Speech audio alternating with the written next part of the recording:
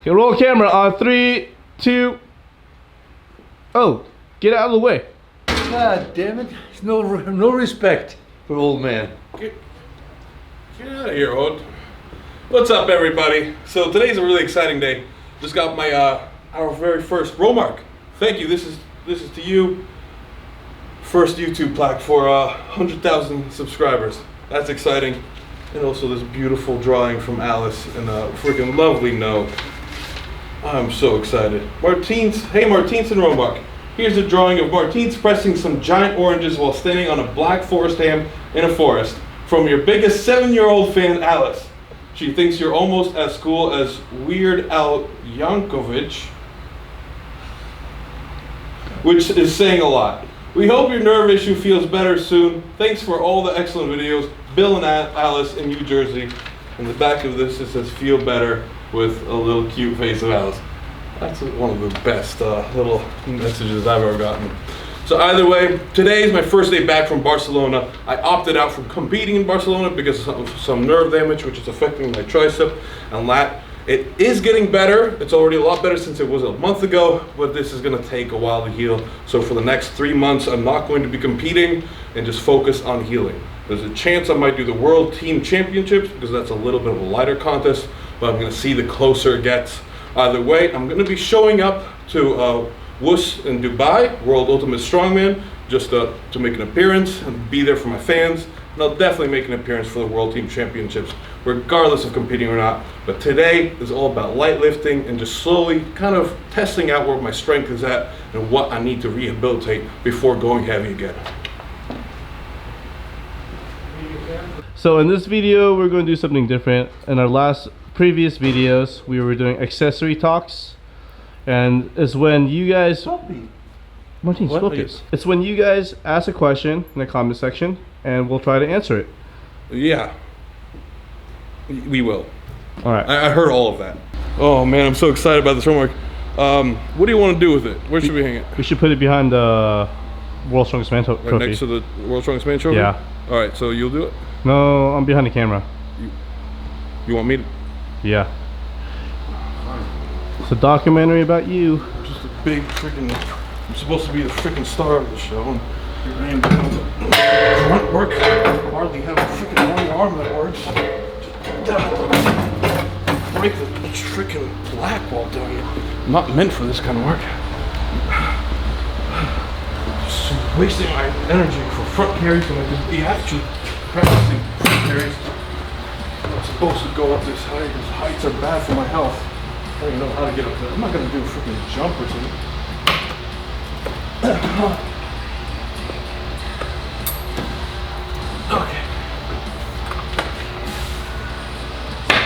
Oh my god, it's gonna break.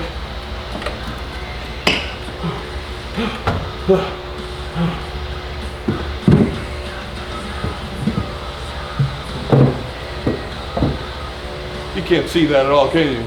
Not with your big head. You need a better like trophy shelf. What shoes do you wear for Farmers and Yoke? For Farmers and Yoke, I wear Air Jordans. They have they're not too high on the heel, so they're fairly even from front to back, so they don't put you too much on your toes. You can really keep some good heel pressure. They're also fairly wide and stable and made of a hard rubber, so they're not too squishy. You don't want anything that squishes too much because that creates instability. They also got ankle support. So by far the best shoes I've ever used for strongman carries. If you did not have an important competition coming up, would you still be training with nerve pain? So this is exactly what this video is going to answer. Yes, I'm going to be training. It's not going to be heavy. It's going to be very focused on just promoting good motor patterns. I'm going to be really much more focusing on balancing out my body, getting rid of any tightness, mobilizing, making sure that all my joints work properly and run smoothly, evening out whatever strength deficiencies I might have, and also really mobilizing my upper back, especially because I have a little bit of stiffness coming from my anterior and posterior, just creating a lot of stiffness around my neck and thoracic spine, which you want a mobile thoracic spine.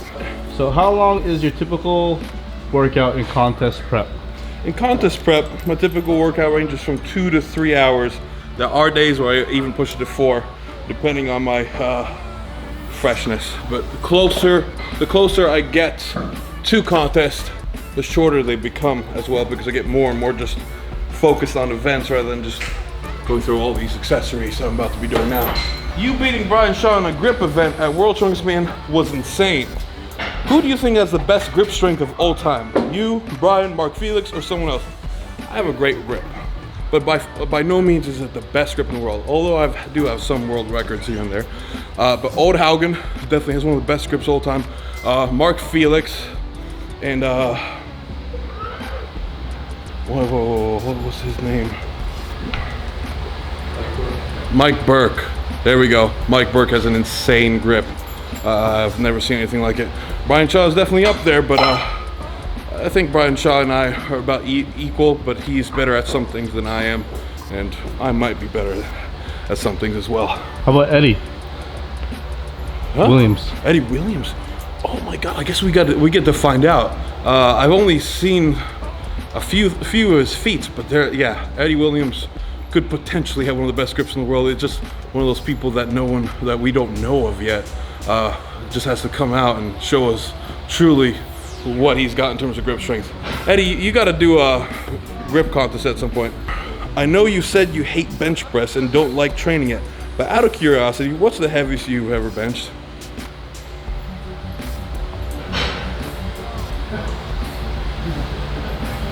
Cut. Do you train chest and shoulders on the same day or separate days? And also, do you have 2 days where you train shoulders, 1 day overhead presses with barbell, another day events like log press, axle press, and circus, dumbbell, etc.? I've been trying to figure out how to accommodate all those exercises in 1 week and get shoulders stronger for events, training, and so on.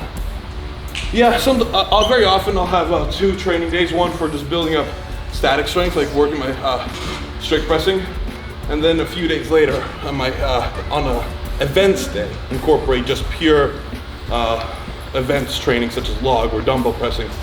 I usually just throw in bench press once a month at the end of my shoulder pressing as an accessory, never train it seriously. What are the ideal contents of a good burrito? Ideal contents, good sir, or whatever your heart desire. I like to have my greens in there, onions, cilantro, and also some good carbs, rice and beans. Of course, good old protein, carne asada. Oh God, see how my arm can handle these presses. Oh my gosh, I want to go home already.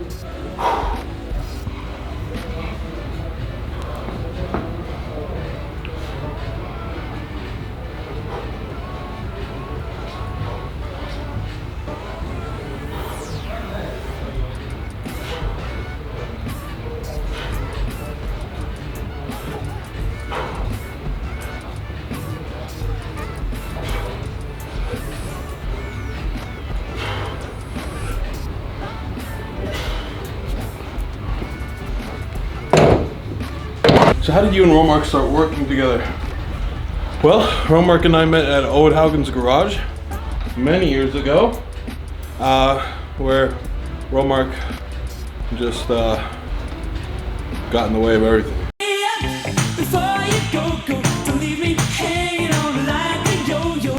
Kind of ruined our workouts every time. That's a lie. I motivated you. Yeah, Romark really coined the phrase "let's go," and ruined all of our rest periods. So cut everything in half to the point where I couldn't even focus anymore. No, but really, Romark's freaking awesome.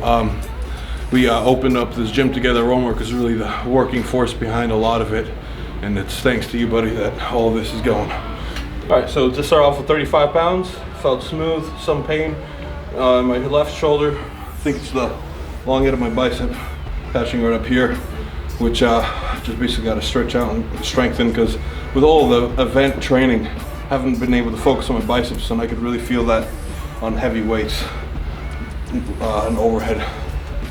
The pain runs right through here. So, either way, starting off light, slowly building up in weight, really focusing on a nice tempo. Pinching the shoulders back, keeping my core tight, and making sure that this ends up straight above my head and now out in front of me. What's that snapping sound? That's my left shoulder. I mean, no, it's just bubble wrap. Is that normal? No, that's not really normal.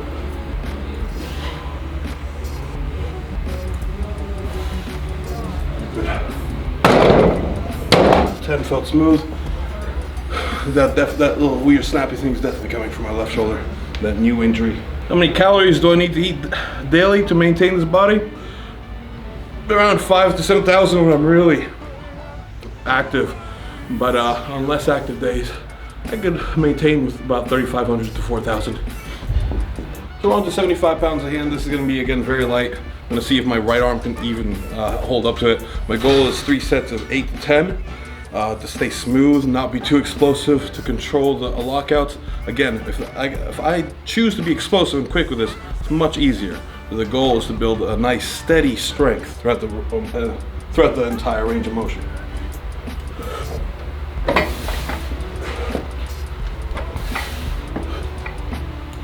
Wow.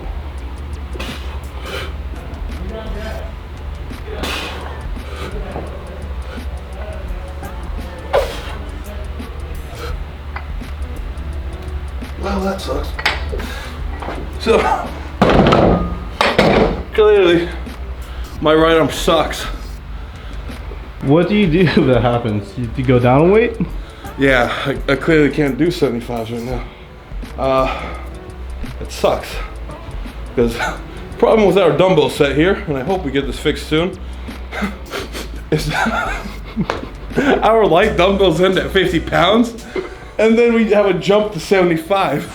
So if you need something between 50 and 75, go figure. I call it the leap of faith. The leap of faith. So I suppose, with this in mind, because I'm not going to be able to do 3 sets of 8 to 10, there's no way. Maybe I can, I just need to get fired up. I was able to get 5 there, right? With my right arm? Like 4, I think. Oh, shit. I might have to do extra sets, less reps, and possibly just do single arm. Or just, no. I'm going to stick with double arm because I don't want my technique to be different from my right arm to my left. I'm going to try to compensate somehow. So I'm going to stick to using both my arms at the same time, do more sets, possibly just 3 to 5 repetitions. It's still light work, but I'm going to have to do a lot of extra sets to make up for the fact that my right arm just shuts off really early. So an extra strong core is clearly important to what you do, but I've never seen you or some of your high-end competitors do any dedicated core workouts or even throw in some small ab work in the video. Oh, burrito's coming up. Is this because they and the core as a whole gets its work through the heavy weights you guys move, or is it just not something you care to put in a video? It's a little combination of all the things you said. When we're working Atlas stones or heavy log lifting, getting ready for competition, our cores do get exhausted extensively from the strongman events that we train. Off season, or more like right now, I'm going to be taking 3 months off competition, I will be doing dedicated core work. And I do believe we do have some videos with dedicated core work. It's just more hanging leg raises or L-sits. I like to do ab rollers, sometimes leg raises, and I believe those are in our videos, but it is a rare thing I do lately. But for over the next few months, I will absolutely be throwing in a lot more core work than I normally do, because I'm not going to be going as heavy on my event training.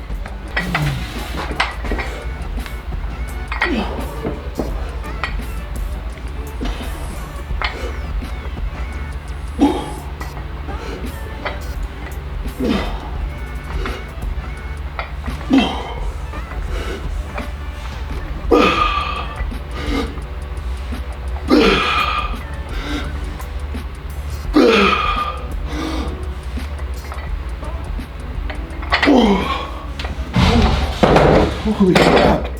I actually got 8. Now to make that happen, I had to go against what I was saying earlier and try to really get explosive right off the start to get past that sticking point where my triceps try to kick on and don't. So really try to get that momentum in the beginning, carry through where my triceps shut off. I was actually able to manage 8 repetitions. So Gonna set my rest time to 3 minutes. I'm gonna try to get 2 more sets of that. Okay. Question from Dolomike584. Do you like being slapped on the back before a heavy lift? Also, what does your mind zone into when you're lifting weights? I don't particularly like being slapped on the back because the lift hurts enough. And my mind, if I'm really going for something heavy, I mean, it really depends. If it's something that's important, like World's Strongest Man, and I really need to get to destroy the lift that's in front of me, and if it's a really heavy lift, I'll zone into something that's bigger than myself, or something that I feel like I need to fight for, that's beyond myself, like my family. I think about my family, think about my little brother, or think about just a bigger picture of everything, that me putting in that extra effort is gonna help so many more people than just myself.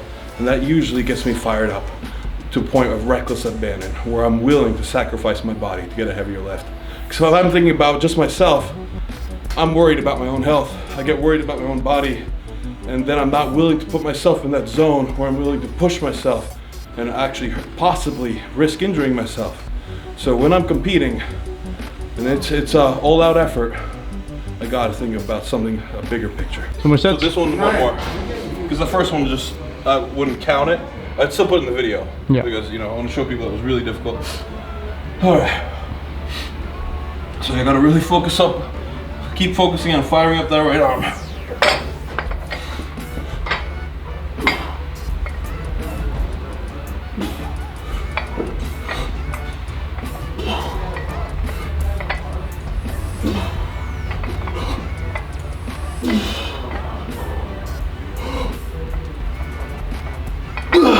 Focus, let's go. 2 more.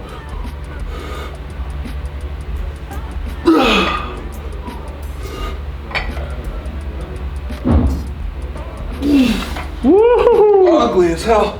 Yeah. I'm definitely taking a note on that, because usually when I write down my repetitions, I also give myself a letter grade, so I know if there was something that needed to be fixed. So first one I gave myself an A-. It wasn't too bad, but this one was definitely a B-, because those each rep I was struggling locking out that right arm. Come on, right arm, let's go. Are you ready? I'm ready. Very good. Let's go. Let's go. Let's go. Let's go. Omaha. All day.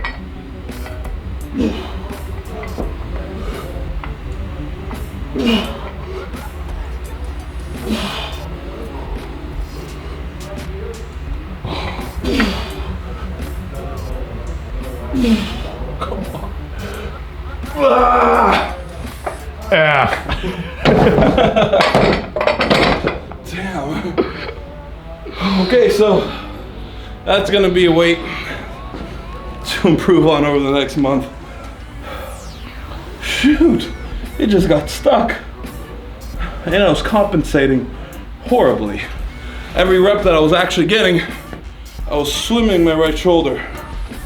So that's not ideal. Just gonna stick with that weight and keep cleaning up. Were you always strong? And if so, what made you realize you could do this? And this is before you even competed, or met ode. You guys gotta check your own spelling. So I realized I wanted to do strongman when I first saw it on TV as a little kid. I originally did some farm work with my grandparents in Latvia, where my grandfather was a stone sculptor, and he would teach me how to move all these rocks. When I saw on TV these guys basically doing farm work for competition, and ever since I was a little kid, I just wanted to see what the human body is truly capable of in terms of strength. That's beyond just numbers on a machine or numbers on a convenient barbell. Like what are the heaviest objects us humans can possibly lift? That's where that got started.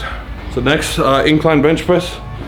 A barbell or? No, everything's gonna be dumbbell, because it's way too easy for me to compensate using a barbell and shift weight into my stronger left arm.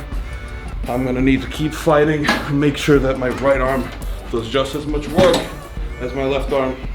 Even if it's slightly ugly, gotta keep improving it. So same rep scheme, 3 sets of 8 to 10. Started with overhead pressing, moving on to something between overhead and bench press, an incline press.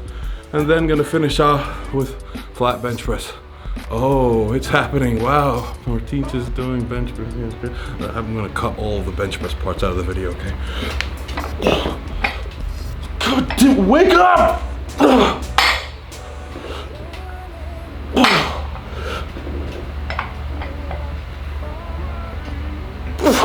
Jesus. Nerves are weird, guys.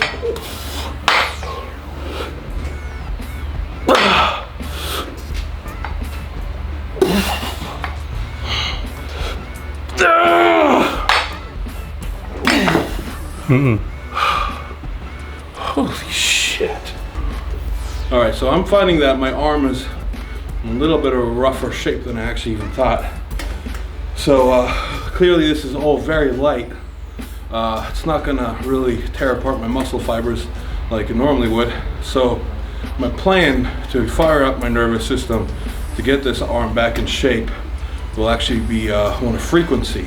I'm going to probably likely be pressing 2 to 3 times a week, going through this light circuit at the beginning of each workout just to kind of wake up those nerves, then going on to doing heavier other things such as back motions and leg motions.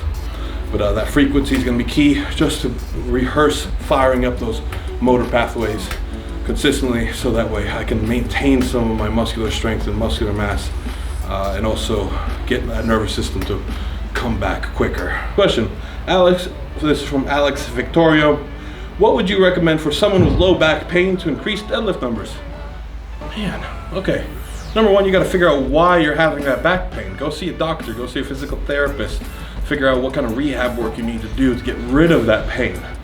But likely, if it's just an imbalance, let's say you have tight hip flexors or tight hamstrings, number one, mobilize those, get those loose. Because you wanna make sure that you have the mobility to be able to get yourself into a proper position for a good deadlift form. If you cannot do deadlift with a really good proper technique, you're gonna be screwing up your back more. So number one, get good, well, no, this is number two. Number one, figure out what's the problem. Number two, do deadlifts with very good form, controlled deadlifts.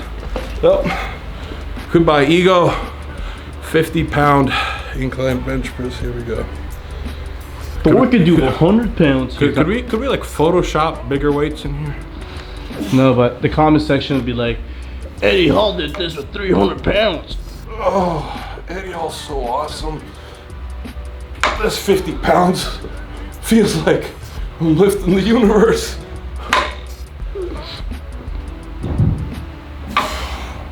That really feels like it's a huge amount of weight on my right arm and like paperweight on my left.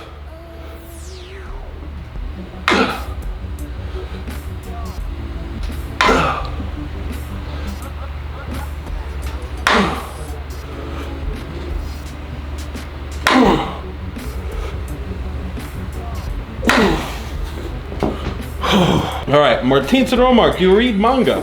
If so, would you guys do some chapters reactions on the days that the mighty dragon is recovering? I think OP and Kingdom would be the biggest ones for you guys. My favorite manga is Gantz, G-A-N-T-Z, or Attack on Titan. Both great mangas, but maybe we'll do this, I don't know. I'm gonna keep those 50 pounds, switch to flat bench press. For video's sake, we'll just make these in rapido pace. I'm gonna just do 3 sets of 8 to 10 with this, just like I did with the other two motions. Then move on to triceps and some light ab work. Tomorrow's gonna be leg day, so nothing too crazy. Oh no. Willpower.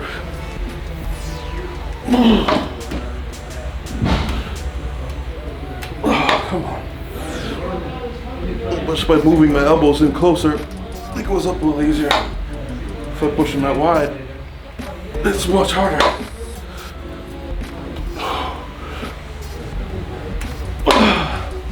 It's like to get that right arm to move, I gotta think about squeezing my right arm as hard as if I was doing a 1 rep max.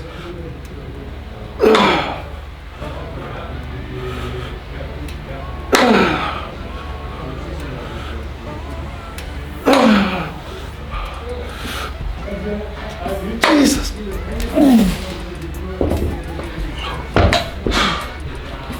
That's brutally difficult. It's brutally difficult. Oh my gosh. Last question. I was wondering what I can do to replicate lifting Atlas stones in my training. It's one of the events in an upcoming competition, and it's one of the one piece of kit I don't have. Any help would be greatly appreciated. I hope you get an Atlas stone soon. That is the most important event to be good at and train thoroughly. My suggestion for you is heavy or front squats with a pause in the bottom, because you really need to be comfortable sitting with a heavy weight of the stone on your lap before launching up. So front squats with a pause in the bottom, really keep that upper back tight. In addition, really heavy flies and bent over barbell rows. Ideally bent over barbell rows with a pause on your sternum. Between those three, you should be able to mimic the same muscle groups that activate during a stone lift. Going into my last set of this brutally heavy dumbbell bench press. I'm sure all of you are really impressed.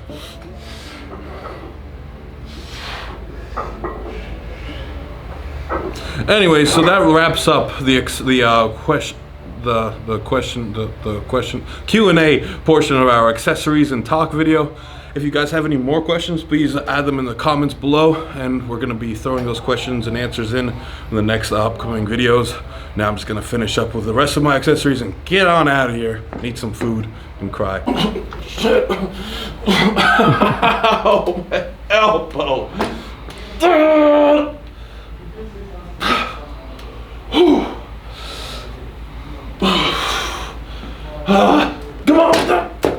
on. Okay, don't smash my phone. Don't smash my phone, right arm. Okay, that's good.